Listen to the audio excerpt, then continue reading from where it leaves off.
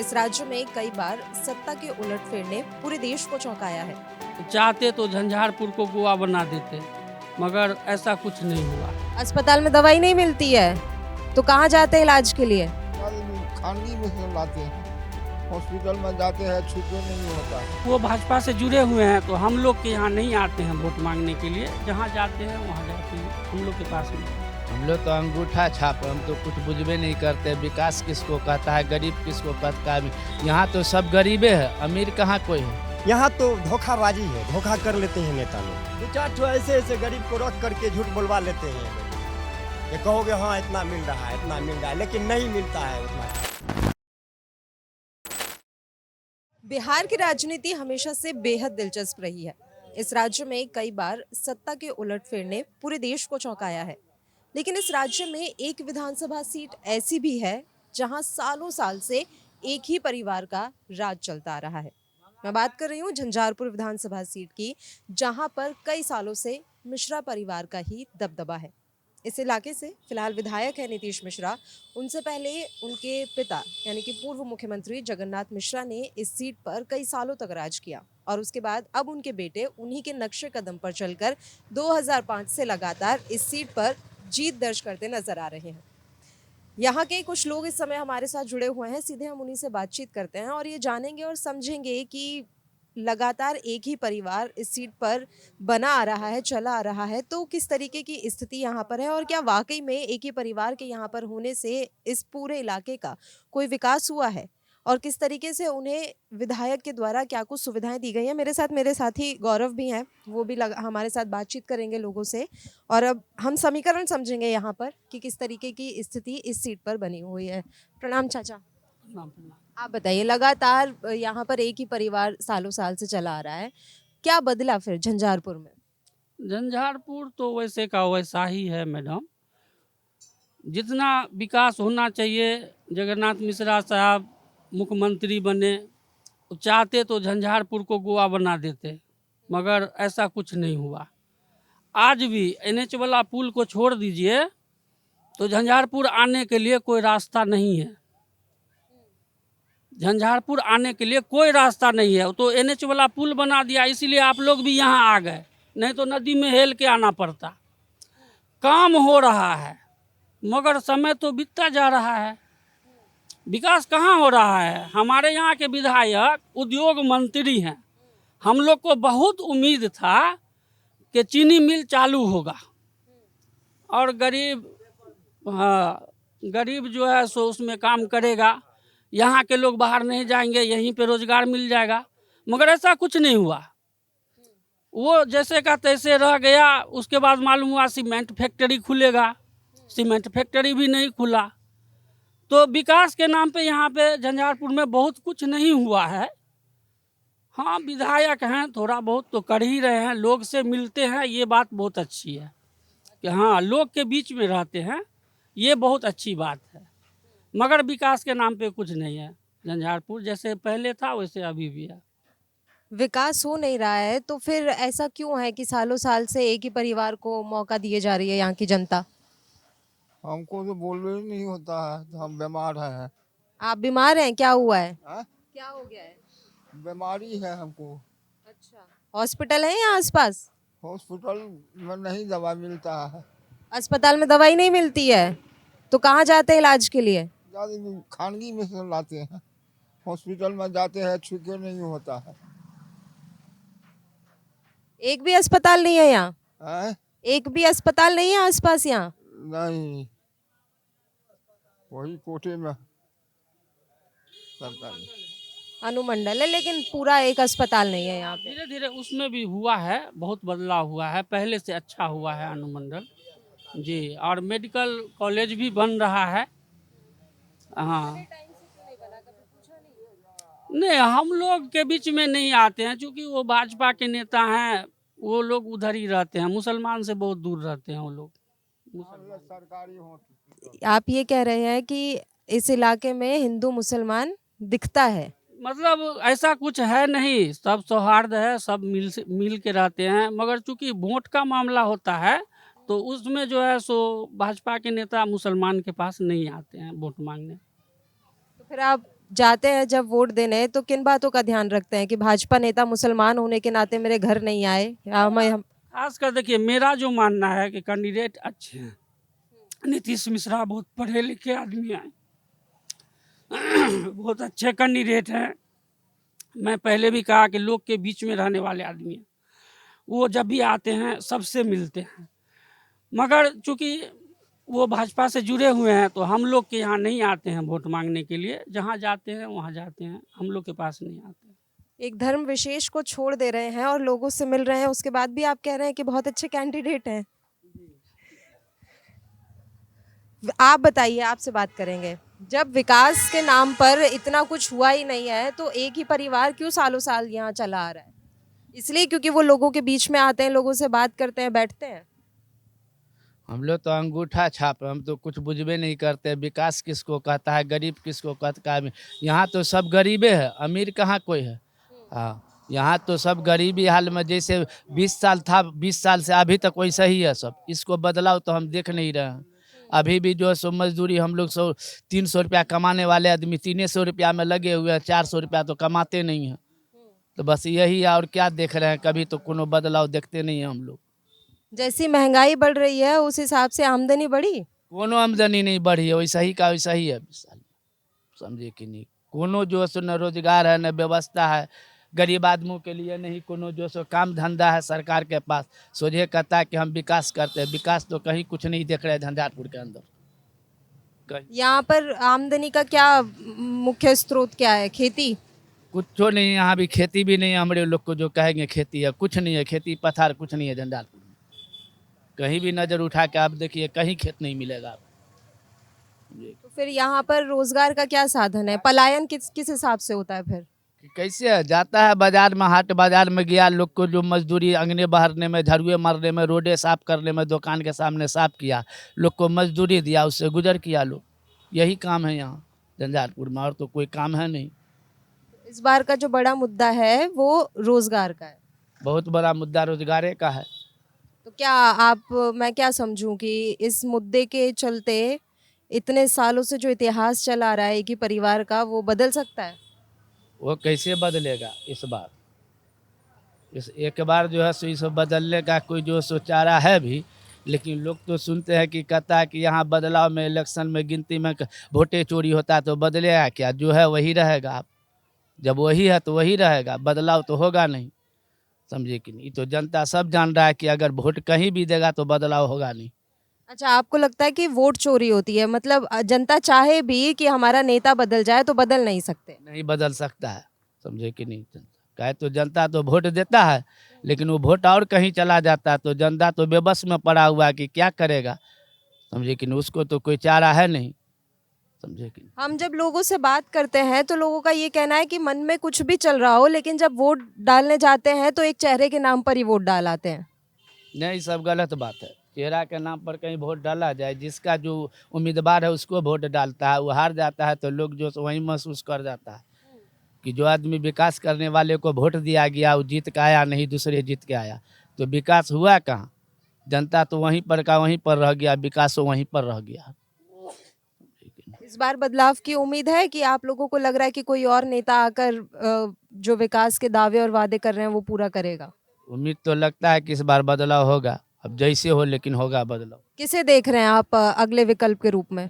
अब देखिए उस समय आने पर, जब इलेक्शन आएगा कुछ दिन अभी तो नहीं बताएंगे, कुछ समय और जाके जो है सो जनता का मूड जो है कैसे क्या पलटी होगा उसको बादे बताया जाएगा इस बात को। हाँ, अभी तो कुछ नहीं बता सकते हैं, कुछ समय और बीतने दीजिए, 10 दिन 15 दिन, इसका अंदाजा तब निकलेगा जनता से। मतलब जनता इस बार दूसरे विकल्प के रूप में सोच रही है, क्योंकि विकास यहाँ नहीं हो पाया है और यही सबसे बड़ा मुद्दा है। चाचा बताइए, बिहार में जब चुनाव होता है तो मुसलमानों के वोट को लेकर हर पार्टियां समीकरण बनाती हैं। एक लंबे अरसे से जो मुसलमान हैं वो कांग्रेस को, आरजेडी को वोट करते आई हैं। ऐसा राजनीति में हवा चलता रहता है। इस बार बिहार में जनसुराज भी आया है, जिसके सूत्रधार प्रशांत किशोर हैं। क्या इस बार के जो मुसलमान हैं या झंझारपुर के जो मुसलमान हैं वो विकल्प के तौर पर प्रशांत किशोर की पार्टी जनसुराज को देख रहे हैं?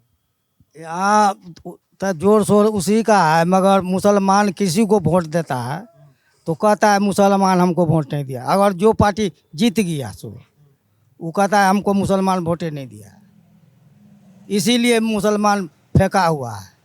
आप लोग को किसी नेता से ऐसे उम्मीद है कि अगर इस नेता की, अगर ये पार्टी और ये नेता सत्ता में आएगा तो मुसलमानों के लिए कुछ करेगा? एक तो आज ये नया में जो आजकल में आया है जनसुराज, उसको उम्मीद दे लोग बुझ रहा है जो वो कुछ करेगा, और बाकी उसको दिल में क्या है और पब्लिक का जो दिल में क्या है से तो वही बताएगा। तेजस्वी यादव से, राहुल गांधी से कोई उम्मीद? तेजस्वी यादव और राहुल गांधी ये सब, राहुल गांधी का तो खानदाने बीतता था, मगर ये तेजस्वी यादव जो है से ही इधर से उधर बदली करके वो नेता में जाता है, खनू नेता में जाता है। तो इन लोगों से अब उम्मीद नहीं रही है। और भी लोग हैं हमारे साथ, हम बात करेंगे। बताइए चाचा, बताइए कैसा है स्वास्थ्य, कैसा है आपका? अच्छा है, हाँ? बहुत अच्छा है। काम वाम करते हैं? कुछ नहीं, आप इतनी उम्र में क्या करेंगे? होम गार्ड में थे, रिटायर हो गए, उसमें भी कुछ नहीं दिए नीतीश सरकार हम लोगों को। अभी की सरकार जो है बीजेपी के टाइम में अभी 19 में बहुत कुछ कर दिया है। सुप्रीम कोर्ट का आदेश को भी ये 3 साल छुपा लिया जी। कितना मानदेय मिलता था जब आप होमगार्ड में थे? हम लोग तो 6,000 9,000 थे। अब तो बढ़ गया है होमगार्ड का। अब बढ़ा, जब बढ़ा तो हम रिटायर कर गए 18-19 में। 19 में रिटायर कर गए, उसके बाद घर ही हैं। क्या लगता है इस बार झंझारपुर की जनता, चूंकि आप यहाँ के वोटर हैं, तो झंझारपुर की जनता इस बार झाड़ के किसकी तरफ जा रही है? ये खुलासा नहीं सोचा जाएगा अभी सर, कौन किसके तरफ जाएंगे। यहाँ तो धोखाबाजी है, धोखा कर लेते हैं नेता लोग, वादा करते हैं सर कि हम हमारी सरकार होगी तो हम ये करेंगे वो करेंगे, हम आप लोगों के लिए बहुत कुछ करेंगे जी।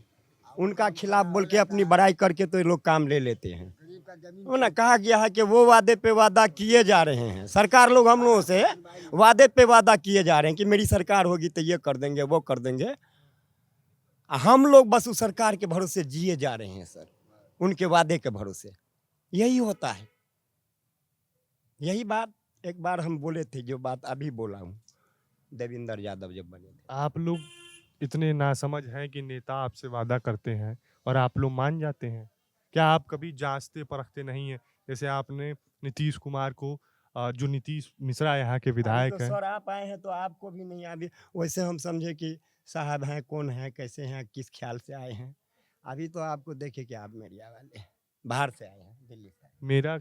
मेरे यहाँ आने का मकसद एक ही है कि यहाँ की जो समस्याएं हैं, जो उन नेताओं तक नहीं पहुँच पा रही है जो सत्ता के सिंहासन पर बैठे हैं, उन अधिकारियों तक नहीं पहुँच पा रही है जिनकी पहुँच इस गांव में और इस चबूतरे पर नहीं है।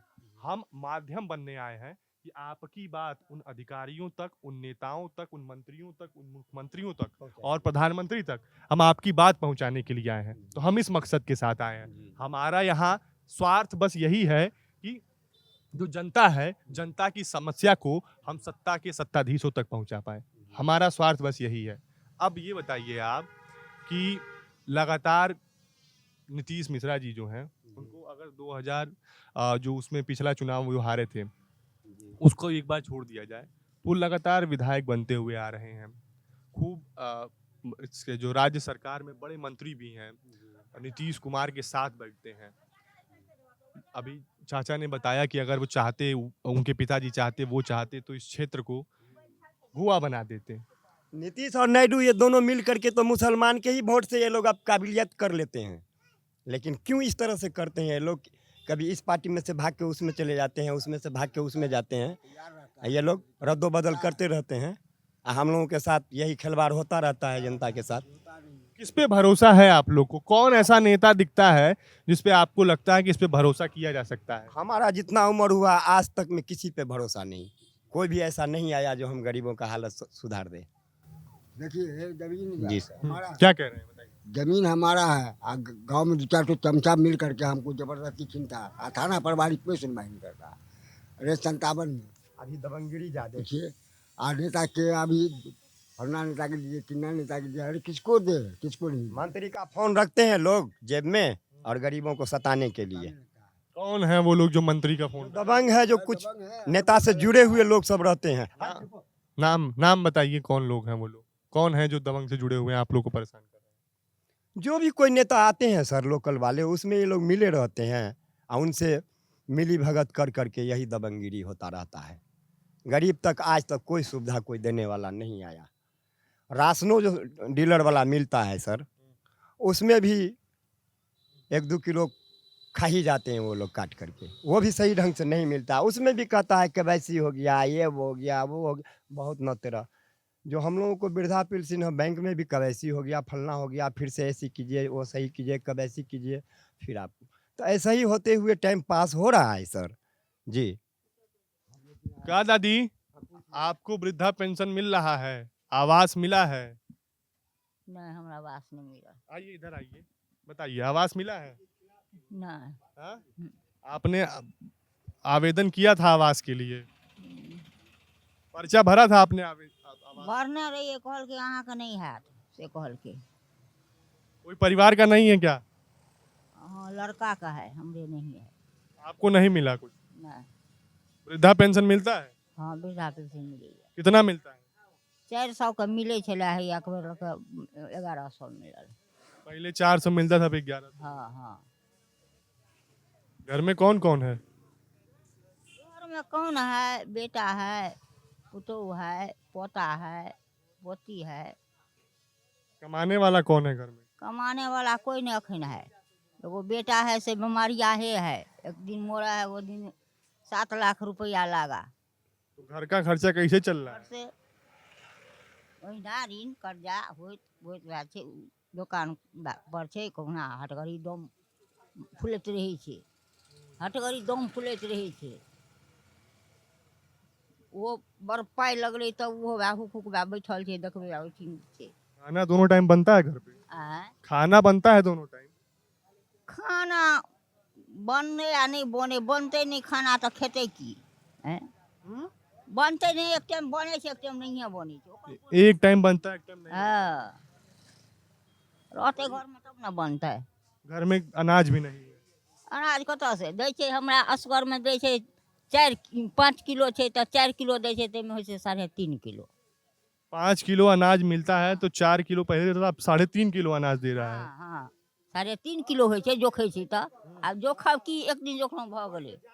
हाँ हाँ। ऊपर से जो आते हैं कोई पूछने के लिए आप तक क्या मिल रहा है, 2-4 ठो ऐसे ऐसे गरीब को रख करके झूठ बोलवा लेते हैं ये लोग कि कहोगे हाँ इतना मिल रहा है, इतना मिल रहा है, लेकिन नहीं मिलता है उतना, कभी नहीं मिला सर जी। हाँ, तो बहुत मजबूरी है, परेशानी है यहाँ गरीबों को। यहाँ गरीबी ज़्यादा है, सब मजदूरी क्लास का है जो कोई देख रहे हैं। अच्छा, वो दुकान उकान कर रहे हैं लोग, बाहर के लोग भाड़ा किराया पे कर रहे हैं, यहाँ का लोकल सब मजदूर गरीब किसान है। यहाँ का मजदूर सब लोग मजदूर किसान हैं। बताइए, ये स्थिति है।